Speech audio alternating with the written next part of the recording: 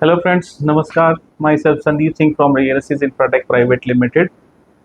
मैं आज आप लोगों के सामने एक जो नया टॉपिक लेके आया हूँ। हम लोग पिछले कुछ दिनों से ना जो वीडियोस बना रहे हैं, जो प्रोजेक्ट्स को रिलेटेड सारी प्रोजेक्ट्स की डिटेल्स हम शेयर कर रहे हैं आप लोगों के साथ।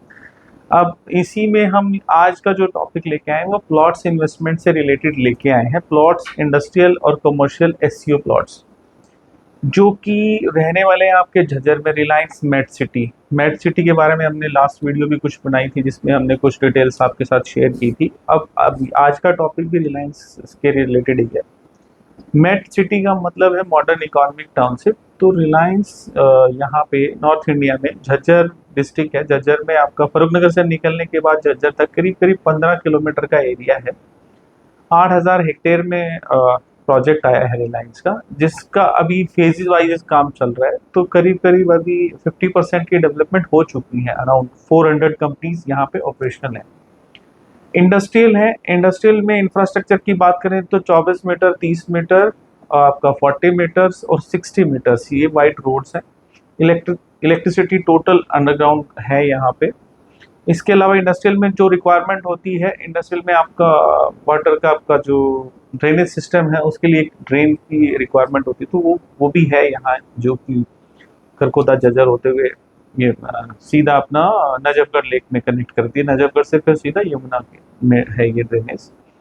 इसके अलावा पानी के अपना अलग से एक छोटा कैनल डाला है यहाँ पे, जो कि पूरा मेट सिटी के लिए ही है स्पेशली।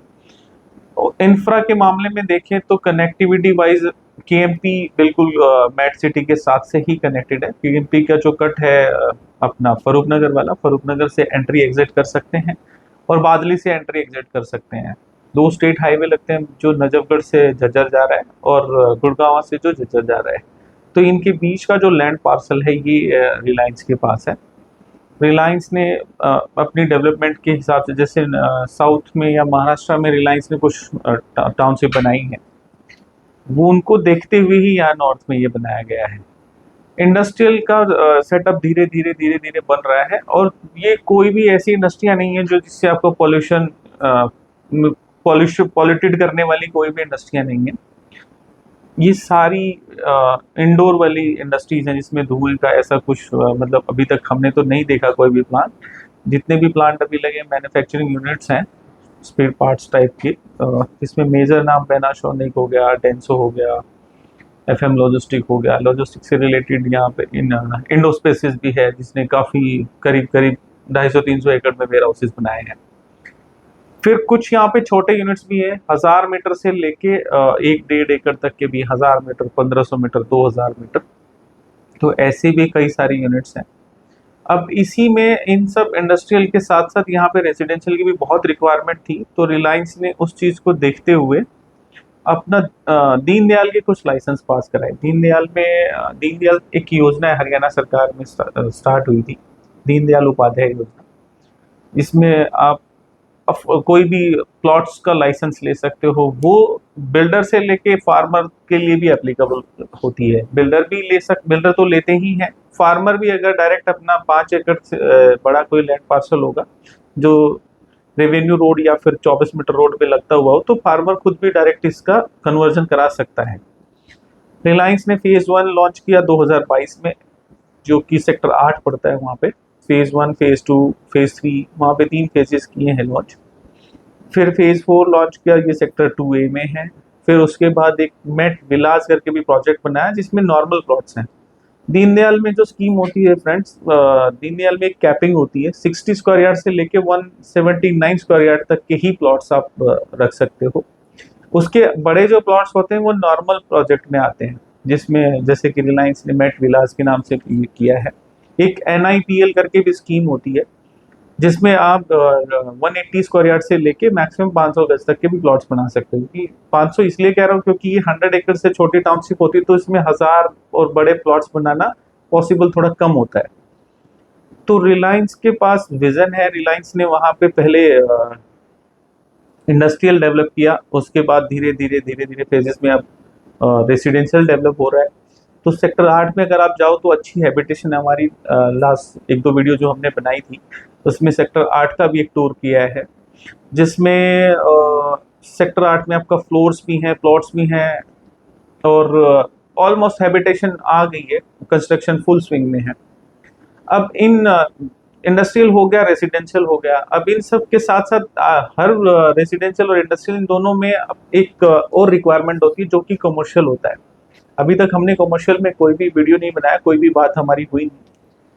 तो रिलायंस ने कमर्शियल एसईओ प्लॉट्स भी बनाए हैं यहाँ पे।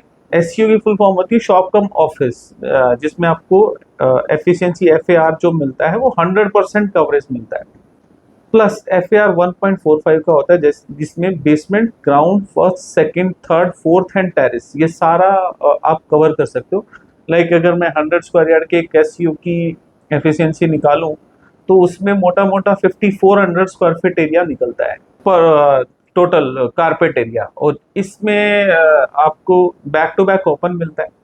और बेसिकली आप ग्राउंड बेसमेंट को एक यूनिट बना के दे सकते हो, फर्स्ट सेकंड थर्ड इंडिविजुअल अलग अलग यूनिट के हिसाब से भी लीज आउट हो जाता है। तो एसईओ की डेवलपमेंट भी रिलायंस कर रहा है, 2 फेजेस में अभी एसईओ लॉन्च हुए, एक अंदर वाले रेसिडेंशियल के आगे और एक बाहर कमर्शियल के आगे, जो कि सेक्टर 7 के साथ गेट के बिल्कुल साथ में ही बनाया है।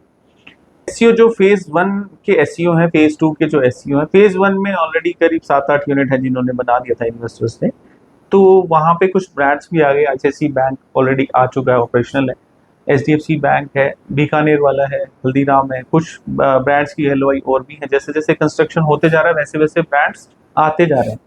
तो मोटा मोटा मेरा जो आप लोगों से ये सारी चीज़ें बात शेयर करने का जो विज़न है, जो मोटिव है, वो ये है कि एक मुंबई से आके एक डेवलपर ने, रिलायंस, जिसने नॉर्थ में कभी कोई काम ही नहीं किया, नॉर्थ में आप रियल एस्टेट से रिलेटेड कोई उनका वेंचर ही नहीं था, उसके बाद भी आके 8000 एकड़ में एक टाउनशिप, एक शहर बसा देना पूरा, और विजन के साथ, जिसमें इंडस्ट्रियल भी है कि लोगों को रोजगार मिलेगा, जिसमें रेसिडेंशियल भी है जिसमें वो लोग रह सकते हैं, प्लस जो कमर्शियल भी बना रहे हैं। आप देखोगे तो पूरी टाउनशिप का कभी भी टूर करना होगा आपको, तो आप हमारी कुछ लास्ट वीडियोस भी हमने बनाई हुई हैं, तो हमारी वीडियो पे आए बटन पे जाके आप क्लिक करके देख सकते हो, तो आपको नोटिफिकेशन भी मिलती रहेंगी, प्लस आपको वहाँ के बारे में कोई इन्फॉर्मेशन जो चाहिए होती है वो सब मिलती रहेंगी।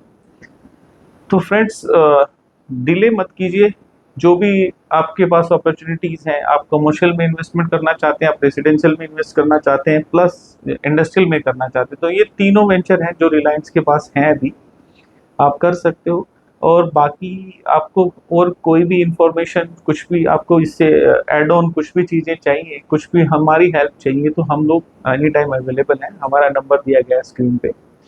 हमारा यूट्यूब चैनल है सर, ये real estate Infratech private limited के नाम से, आप इसको लाइक कीजिए, सब्सक्राइब कीजिए, और बाकी की इन्फॉर्मेशन भी आपको मिलती रहेंगी। थैंक यू सो मच, धन्यवाद।